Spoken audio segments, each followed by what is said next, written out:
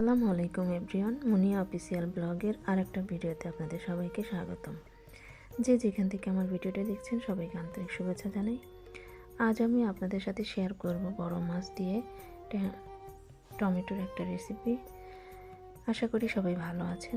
আলহামদুলিল্লাহ আমিও ভালো আছি। এখানে আমি কালবাস মাছ নিয়েছি। এটা যে কোনো মাছ দিয়েই করা যায়। তো লবণ হলুদ দিয়ে দিব, আর দিব সামান্য পরিমাণে মরিচের গুঁড়া দিয়ে আমি কয়েক মিনিট একটু ম্যারিনেট করে রাখবো। তো মাছটা আমি ভালো করে মেখে নিচ্ছি, সব পাশে যেন লাগে লবণ হলুদ। তারপর আমি মাছটা এক পাশে রেখে দিয়ে মশলা তৈরি করব তরকারির জন্য। একটা মিক্সির জারে সামান্য একটু পানি নিয়েছি, কয়েক টুকরা রসুন দিয়েছি, আর 1 চামচ মতো জিরা, আর সামান্য একটু আদা। এখানে আমি লাল মরিচের গুঁড়াও দিয়ে দিব, আর দিব ধনিয়া পাতা। একসাথে আমি এগুলোকে ব্লেন্ড করে নিব। তো আমার মশলাটা রেডি হয়ে গেছে। এখন আমি একটা ফ্রাই প্যানে মাছটা ভেজে নেব। মাছটা আমি খুব বেশি কড়া করব না, আমি বাদামি কালারের মতো করব, একদম বেশি লালও না আবার একদম সাদাও না। তো আমার মাছটা ভাজা হয়ে গেছে। এখন আমি ওই প্যানের মধ্যে তেল দিয়ে একটু বেশি করে পেঁয়াজ দিব। এখানে আমি 2টা বড় সাইজের পেঁয়াজ নিয়েছি। যেহেতু এখানে আর কোনো তরকারি অ্যাড হবে না, শুধু মাছ ভুনাই হবে, তো পেঁয়াজের পরিমাণ একটু বেশিই দিব।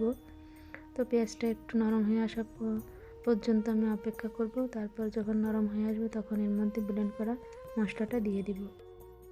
মিক্সির জারটা ধুয়ে আমি একটু পানি দিব কষানোর জন্য। তারপরে আমি কয়েক মিনিট নেড়েচেড়ে এভাবে কষিয়ে নিব।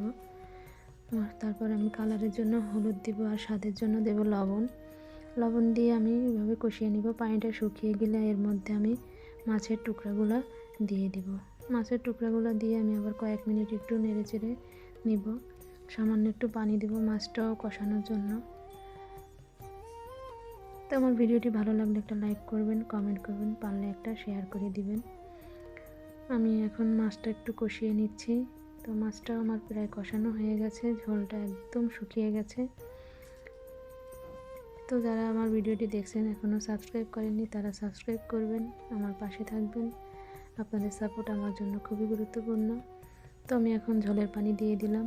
ঝোলটা দিয়ে আমি কয়েক মিনিট অপেক্ষা করব এটা ফুটে ওঠার জন্য। তো ঝোলটা ফুটে উঠলে আমি এর মধ্যে কয়েক টুকরা কাঁচামরিচ দিয়ে দিব, আর দিব কেটে রাখা পাকা টমেটোটা দিয়ে আমি কয়েক মিনিট একটু ঢেকে রান্না করব টমেটোটা সিদ্ধ হওয়ার জন্য।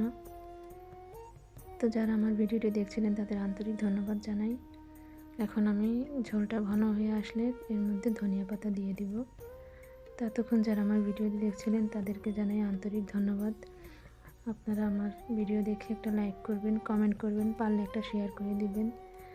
যারা সাবস্ক্রাইব করেননি তারা সাবস্ক্রাইব করে আমার পাশে থাকবেন। তো আমার মাছটা হয়ে গেছে, আমি নামিয়ে নিলাম।